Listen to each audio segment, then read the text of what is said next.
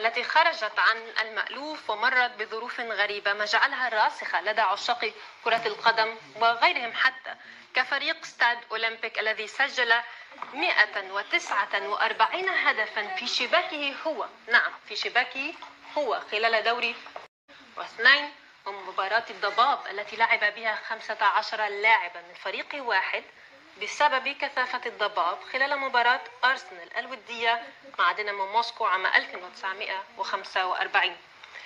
لكن لربما الأغرب أن يحرز مشجعون هدفا في شباك الفريق الخصم. هذا حصل فعلا. الأعجب من ذلك هو احتساب الحكم لهذا الهدف. هذا حصل في الدوري الجزائري لكرة القدم مؤخرا، فقد ساهم مشجعون بإحراز هدف لفريقهم خلال مباراة جمعت بين كل من فريق نجم بني والبان وضيفه زيغود أو وداد زيغود يوسف، وذلك ضمن منافسات الجولة 26 لدوري الهواة من المجموعة الشرقية. تشاهدون كيف ساهم أحد المشجعين في تسجيل هذا الهدف. فريق بني والبان مغير النتيجة من 2-0 لا شيء إلى 2-1. طبعا هذا يعني أن الحكم احتسم النتيجة واحتسب هذا الهدف. الفرحة غمرت مشجع الفريق بعد احتساب هذا الهدف الذي أحرز لصالح فريقهم نجم بني والبان، ونزلوا أرض الملعب للاحتفال به. لما لا؟ احتسب في النهاية. كما اعتدى بعضهم على لاعب الفريق القسطنطيني وداد بلدية زيغود يوسف، وأظهرت اللقطات تعرض حارس النادي للضرب أمام الحكم من قبل أحد المشجعين كما ترون هنا في هذه اللقطات. ورصد أيضا خلال المباراة رئيس فريق بني والبان يقف داخل الملعب متخطيا خط التماس لتنتهي المباراة بتعادل إيجابي بنتيجة 2-2. لكن لماذا احتسب الحكم هذا الهدف؟ الهدف سجل كما قلنا من قبل مشجعين ليس من قبل لاعب. هل كان يشعر بالتهديد من الجمهور مثلا؟ لا نعلم. ولكن خرج بعد ذلك رئيس فريق نجم بني والبان عزوز طبو للدفاع عما حدث بالقول ما جرى كان أمرا عاديا، هي مجرد مباراة لكرة القدم، ونفى أن يكون الحكم تعرض لأي تهديد أو ضرب يقصد بذلك من المشجعين. كي قال لي زين دخلوا لي سيبورتر فين بارتي يفرحوا. وين المشكل؟ تعرض الحاكم للتهديد ما تعرضش، تعرض الحاكم للضرب ما تعرضش.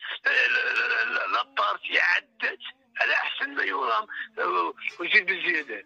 الاربيتر مسكين ما دون حتى حاجه في المقابله.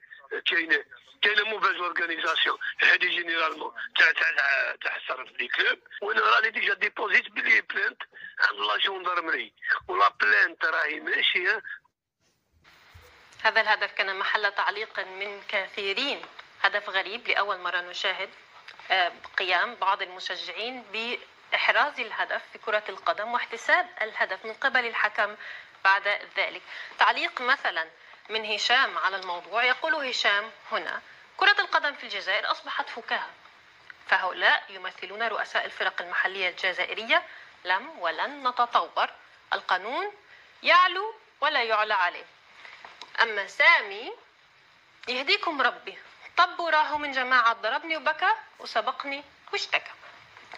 أما حكيم بحسب نص الفقرة الثالثة من المادة 128 من القوانين العامة للفاف، مدام الرسميون قد برروا قرار مواصلة اللقاء بالضغط الرهيب الذي تعرضوا له، الأمر الذي قد يكلف نجم بني والبان غاليا، لأن هذا النص القانوني يعتمد خسارة الفريق نقاط اللقاء على البساط مع تعرضه لعقوبة إضافية.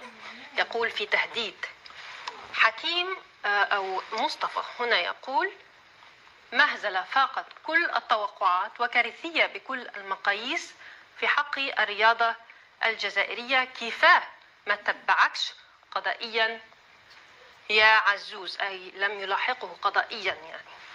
طيب، أما الاتحاد الجزائري لكرة القدم فقام بتثبيت نتيجة المباراة التي انتهت بالتعادل الإيجابي بعد الاطلاع على تقرير حكم المباراة ومراقب الحكام والمراقب الفني للمباراة. في المقابل تقدم رئيس فريق وداد زغود مامي بوسنيد بالشكوى رسمية لاتحاد الكرة مرفقة بالفيديوهات والتقارير الطبية لتوثيق اعتداء على الفريق والاعتراض على نتيجة المباراة وكذلك على أداء الحكام. هو غير مرضي بهذه النتيجة.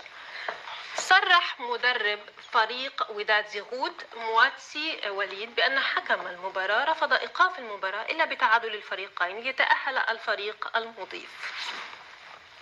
المباراة عادية، الضغط الجمهور، الضغط ومن بعد واش اللي ولا الاشكال ولنا في المناصرين نزل ارضيه الميدان حوالي 200 مناصر من جهات الملعب ككل، اضافه الى المناصرين اللي كانوا وراء خط وراء المرمى الحارس تاعنا.